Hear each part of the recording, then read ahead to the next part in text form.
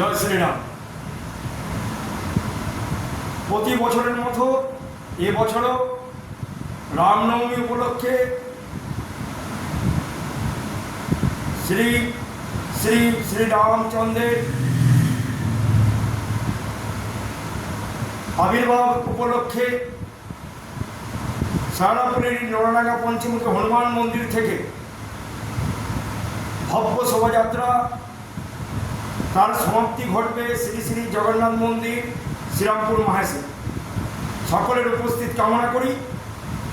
অনেকে পশ্চিমবঙ্গের অরাজনৈতিক বা রাজনৈতিক নেতৃবৃন্দ তারা যে প্রশ্ন করছেন যে পশ্চিমবঙ্গের রামের কোনো অস্তিত্ব নেই, রামচন্দ্রের কোনো উৎসব পালিত হয় না, রামচন্দ্র বহিরাগত। তাদের কাছে আমার একটা প্রশ্ন, আজকে আমাদের দক্ষিণেশ্বর যাকে নিয়ে আজকে তৈরি হয়েছে ভবতারিণী মাতা কালী, যিনি সাধক ছিলেন শ্রী রামকৃষ্ণ, শ্রী শ্রী রামকৃষ্ণ পরমহংসদেবের রামকৃষ্ণের রামকে কি মুছে দেওয়া যাবে? আমরা রামপ্রসাদী গান শুনি, শ্রী রামপ্রসাদের নাম থেকে রামকে কি মুছে দেওয়া যাবে?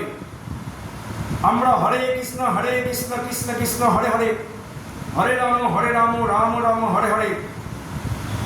এই যে আমাদের যেই কলিযুগের উদ্ধারের জন্য শ্রী শ্রী চৈতন্যদেব মহাপ্রভু এই নাম কীর্তন বিলিয়েছিলেন প্রতিটা ঘরে ঘরে জীবের মঙ্গলের জন্য, সেই কি হরে কৃষ্ণ কৃষ্ণ কৃষ্ণ হরে হরে, হরে রাম রাম রাম হরে হরে, সেই রামের নামকে আমরা মুছে দিতে পারবো? আজকে শ্রীরামপুর, আজকে জানেন নিশ্চয়ই শ্রীরামপুরে, হুগলি জেলার শ্রীরামপুরের যে স্ট্রিট যেখানে একটি শ্রীরাম মন্দির আছে 450 বছরের ওপরে, রায় পরিবারের জমিদাররা তারা করেছিলেন, মন্দিরটি এই প্রতিষ্ঠা করেছিলেন। আজকে জীর্ণদশা, সরকারের কোনো হেলদোল নেই, এটা সংস্কারের। শ্রী রামচন্দ্রের নাম অনুসারে আজকে আমাদের শ্রীরামপুরের নাম শ্রীরামপুর। তাহলে কি আমরা শ্রীরামপুরের নাম কি মুছে দেব? আজকে আমরা কোথায় বাস করছি? পশ্চিমবঙ্গের আজকে রাজনৈতিক কারণে হোক,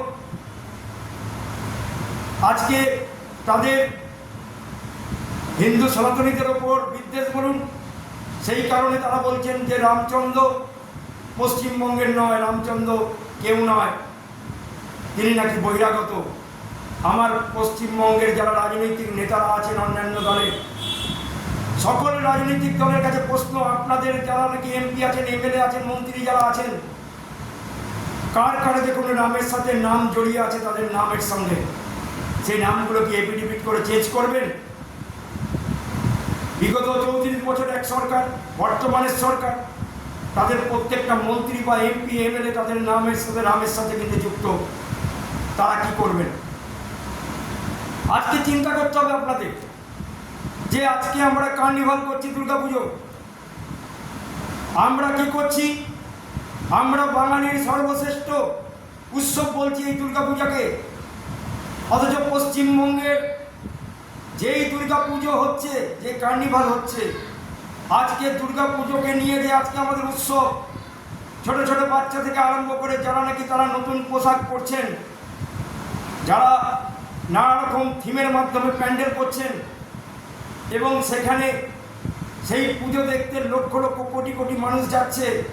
আজকে বিশ্বের ইতিহাসে আজকে এই দুর্গাপুজো একটা নাম কিনে রেখেছে।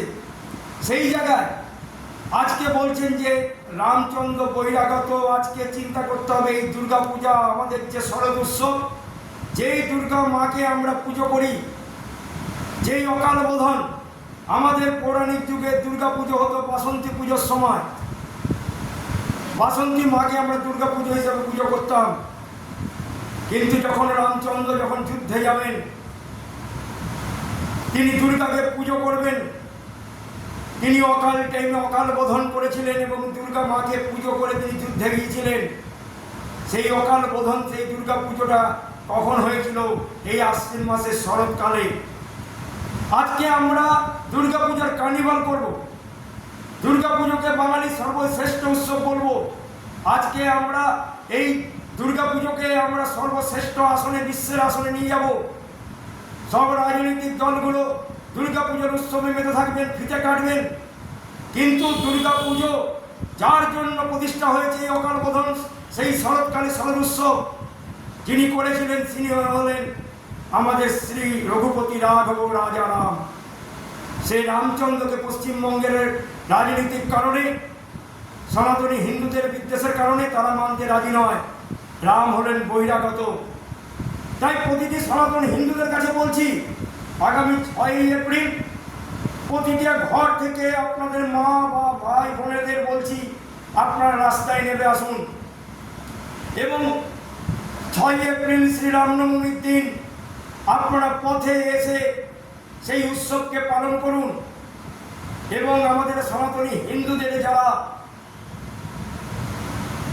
চ্যালেঞ্জ জানাবার চেষ্টা করছেন, তাদের আপনারা চ্যালেঞ্জ ছুড়ে দিন যে হিন্দু সনাতনীরা মরে যায়নি। তাই আপনাদের কাছে অনুরোধ করব, আগামী 6ই এপ্রিল যেখানে যেখানে যেই জায়গায় আপনাদের রামনবমীর বর্ণাঢ্য শোভাযাত্রা হবে সেখানে সামিল হবেন, উৎসবটাকে পালন করবেন।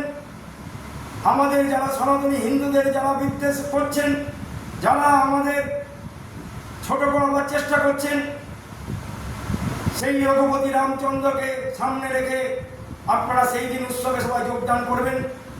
আমি অনুরোধ করব হুগলি জেলা শ্রীরামপুরের পক্ষ থেকে